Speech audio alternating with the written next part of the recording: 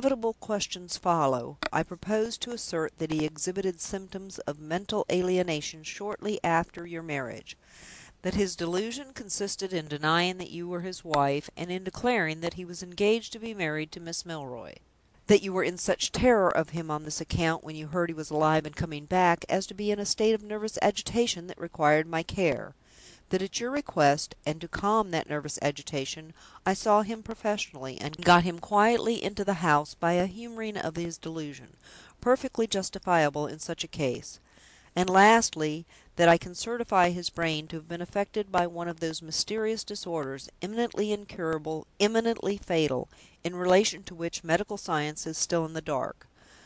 Such a course as this, in the remotely possible event which we are now supposing, would be, in your interests and mine, unquestionably the right course to take; and such a dress as that is, just as certainly, under existing circumstances, the wrong dress to wear." "Shall I take it off at once?" she asked, rising from the breakfast table, without a word of remark on what had just been said to her. "Any time before 2 o'clock to day will do," said the doctor. She looked at him with a languid curiosity, nothing more. "Why before 2?" she inquired. "Because this is one of my visitors' days, and the visitors' time is from 2 to 4." "What have I to do with your visitors?" "Simply this. I think it important that perfectly respectable and perfectly disinterested witnesses should see you in my house in the character of a lady who has come to consult me." "Your motive seems rather far fetched. Is it the only motive you have in the matter?" "My dear, dear lady!" remonstrated the doctor. "Have I any concealments from you? Surely you ought to know me better than that?" "Yes," she said, with a wry contempt. "It's dull enough of me not to understand you by this time. Send word upstairs when I am wanted." She left him, and went back to her room. 2 o'clock came, and in a quarter of an hour afterward the visitors had arrived.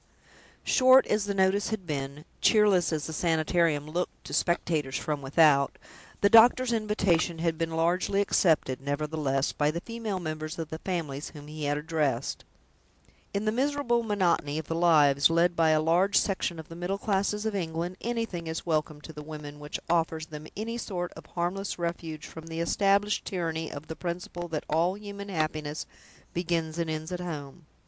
While the imperious needs of a commercial country limited the representatives of the male sex among the doctor's visitors to one feeble old man and one sleepy little boy, the women, poor souls, to the number of no less than 16, old and young, married and single, had seized the golden opportunity of a plunge into public life, harmoniously united by the two common objects which they all had in view: in the first place, to look at each other, and in the second place, to look at the Sanitarium. They streamed in neatly dressed procession through the doctor's dreary iron gates, with a thin varnish over them of assumed superiority to all unladylike excitement, most significant and most pitiable to see. The proprietor of the Sanitarium received his visitors in the hall with Miss Gwilt on his arm. The hungry eyes of every woman in the company overlooked the doctor as if no such person had existed, and, fixing on the strange lady, devoured her from head to foot in an instant.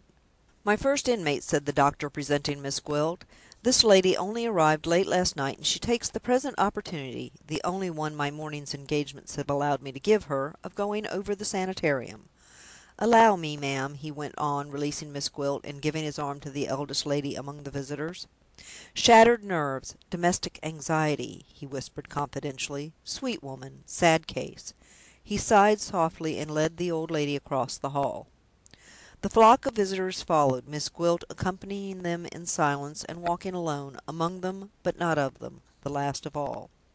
"The grounds, ladies and gentlemen," said the doctor, wheeling round, and addressing his audience from the foot of the stairs, "are, as you have seen, in a partially unfinished condition. Under any circumstances, I should lay little stress on the grounds, having Hampstead Heath so near at hand, and carriage exercise and horse exercise being parts of my system. In a lesser degree, it is also necessary for me to ask your indulgence for the basement floor on which we now stand. The waiting room and study on that side, and the dispensary on the other, to which I shall presently ask your attention, are completed; but the large drawing room is still in the decorator's hands. In that room, when the walls are dry, not a moment before, my inmates will assemble for cheerful society. Nothing will be spared that can improve, elevate, and adorn life at these happy little gatherings. Every evening, for example, there will be music for those who like it." At this point there was a faint stir among the visitors. A mother of a family interrupted the doctor. She begged to know whether music every evening included Sunday evening, and if so, what music was performed. "Sacred music, of course, ma'am," said the doctor. "Handel on Sunday evening, and Haydn occasionally, when not too cheerful. But, as I was about to say, music is not the only entertainment offered to my nervous inmates. Amusing reading is provided for those who prefer books." There was another stir among the visitors. Another mother of a family wished to know whether amusing reading meant novels. "Only such novels as I have selected and perused myself in the first instance," said the doctor. "Nothing painful, ma'am. There may be plenty that is painful in real life, but for that very reason we don't want it in books. The English novelist who enters my house (no foreign novelist will be admitted) must understand his art as the healthy minded English reader understands it in our time. He must know that our purer modern taste, our higher modern morality, limits him to doing exactly two things for us when he writes us a book. All we want of him is occasionally to make us laugh, and invariably to make us comfortable." There was a third stir among the visitors, caused plainly this time by approval of the sentiments which they had just heard. The doctor, wisely cautious of disturbing the favorable impression that he had produced, dropped the subject of the drawing room, and led the way upstairs. As before, the company followed, and as before, Miss Gwilt walked silently behind them, last of all.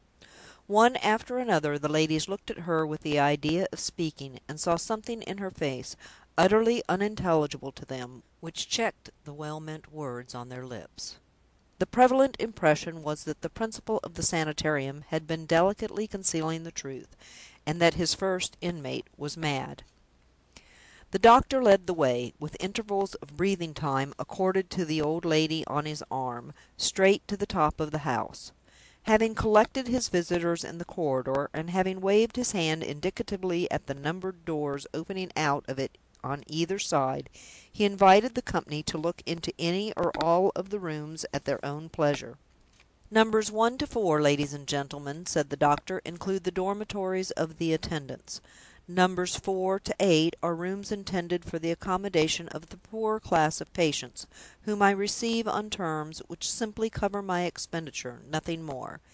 In the cases of these poorer persons among my suffering fellow creatures, personal piety and the recommendation of 2 clergymen are indispensable to admission. Those are the only conditions I make, but those I insist on. Pray observe that the rooms are all ventilated, and the bedsteads all iron, and kindly notice, as we descend again to the second floor, that there is a door shutting off all communication between the second story and the top story when necessary. The rooms on the second floor, which we have now reached, are, with the exception of my own room, entirely devoted to the reception of lady inmates, experience having convinced me that the greater sensitiveness of the female constitution necessitates the higher position of the sleeping apartment, with a view to the greater purity and freer circulation of the air. Here the ladies are established immediately under my care, while my assistant physician, whom I expect to arrive in a week's time, looks after the gentlemen on the floor beneath. Observe again, as we descend to this lower or first floor, a second door, closing all communication at night between the 2 stories to every one but the assistant physician and myself. And now that we have reached the gentlemen's part of the house, and that you have observed for yourselves the regulations of the establishment, permit me to introduce you to a specimen of my system of treatment next. I can exemplify it practically, by introducing you to a room fitted up, under my own direction, for the accommodation of the most complicated cases of nervous suffering and nervous delusion that can come under my care."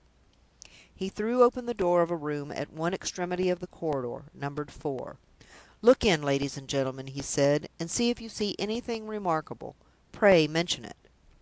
The room was not very large, but it was well lit by one broad window.